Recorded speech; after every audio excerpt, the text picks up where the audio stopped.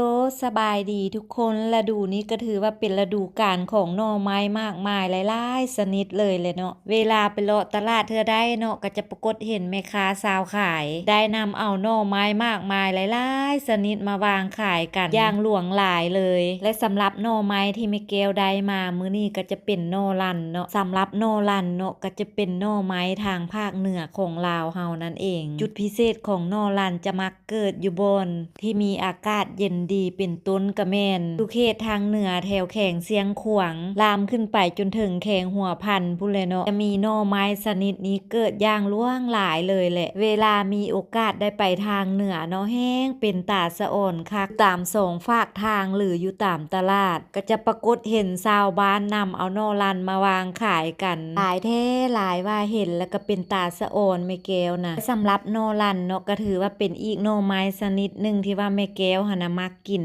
เพราะว่ามันมีความแซ่บความหอมดีและอีกอย่างก็สามารถนำมาเฮ็ดได้อยู่หลายเมนูเพราะว่าจะนำมาเฮ็ดเมนูใดก็ถือว่าแซ่บทุกเมนูเลยแหละแม้แต่นำไปเผาไฟพอมันสุกดีแล้วก็นำมาปอกกินละลาก็ยังหอมยังแซ่บแล้วเนาะแถมเวลาต้มหรือว่าเวลาเผาสุกแล้วได้แจ่วป่าบำจากถ้วยหนึ่งมาจำมาคุยก็แห้งแซ่บเข้ากันไปตื้มอีก100 เท่าพันเท่าสำหรับโนรันที่แม่แก้วได้มามื้อนี้เนาะแม่แก้วจะนำมาแกงใส่ดูกหมูและก่อนจะนำไปแกงเนาะก็จะนำนอรันมาปอกมาซ่อมก่อนหลังจากที่ปอกแล้วเนาะก็นำไปล้างน้ำทำความสะอาดดีๆสำหรับแกงนอรันมื้อนี้เนาะแม่แก้วก็จะแกงแบบทางเหนือแกงแบบน้ำใสหรือว่าแกงจืดแบบที่บ่ได้ใส่น้ำยานางลงไปเลยหลังจากที่หม้อฟดดีแล้วเนาะก็ตามด้วยการใส่ดูกหมูลงไปแล้วก็จะมาตำเครื่องหอมใส่สำหรับเครื่องหอมก็จะมีหัวผักบัวหัวผักเทียมแล้วก็มะหลังจากที่ตำแรกดีแล้วก็ตักลงใส่หม้อได้เลย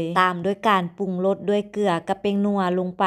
หลังจากนั้นก็เอาหน่อลันที่เราปอกเตรียมไว้หั่นแหละเนาะใส่หม้อลงไปได้เลยใช้เวลาต้มไปอีกจักหน่อยกะว่าเครื่องทุกอย่างมันสุกดีแล้วก็ตามด้วยการซิดน้ำปลาลงไปอีกจักหน่อยเพื่อเพิ่มความหอมสำหรับน้ำปลากับข้าวเบื่อเนาะผู้ใดบ่มักบ่ใส่ก็ได้เด้ออาจจะใส่เป็นข้าวเหนียวที่นึ่งสุกแล้วกับปลาแดกลงไปก็ได้แต่สำหรับแม่แก้วเฮ็ดมื้อนี้แม่แก้วได้ใส่ข้าวเหนียวกับน้ำปลาลงไปเอาเนาะหลังจากนั้นก็ตามด้วยการใส่ผักลงไปส่วนผักที่แม่แก้วใส่ลงไปเนาะก็จะเป็นผักหวานบานกับผักอีตู่หลังจากที่ใส่ผักลงไปแล้วเนาะก็ใช้เวลาต้มไปอีกจักหน่อยใช้เวลาต้มไปพอผักมันเริ่มสลบก็ถือว่าได้แล้วเนาะแล้วทุกคนสำหรับเมนูแกงโนรันของแม่แก้วมื้อนี้เป็นจังใดทุกคนสำหรับเมนูนี้สีสันหน้าตาเป็นตาแซ่บตากินตาซีมอยู่บ่